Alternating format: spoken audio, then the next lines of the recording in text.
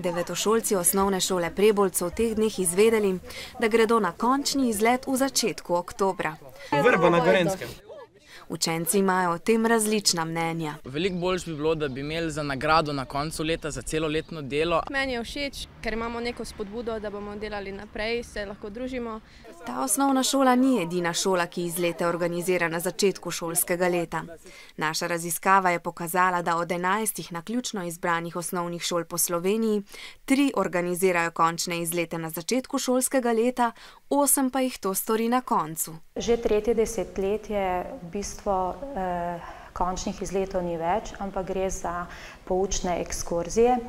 Planiramo jih v začetku šolskega leta, zato ker so povezane z učno snovjo. Nekatere učence pa moti tudi to, da je končni izlet poučna ekskurzija, ki poleg kulturne vsebine, obiska Prešernove rojstne hiše, letos prvič vsebuje tudi obisk Pustolovskega parka. Ja, bi bilo boljše, če bi bil izlet kot izlet, ne pa kot ekskurzija. Na ekskurzijah imamo premalo časa zase, ker v bistvu imamo samo na avtobusu. Po naši raziskavi kar 7 od 11 šol izlet oziroma ekskurzijo organizira v duhu športa in zabave. 4 šole pa del končnega izleta namenijo izobraževanju. Kam, kdaj in kaj boste počeli na izletu, ni določeno z zakonom oziroma s predpisi.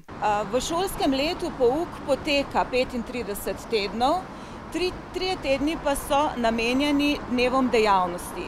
In seveda v sklopu teh dejavnosti se lahko vključujejo tudi strokovne ekskurzije. Nekaj pa gotovo velja.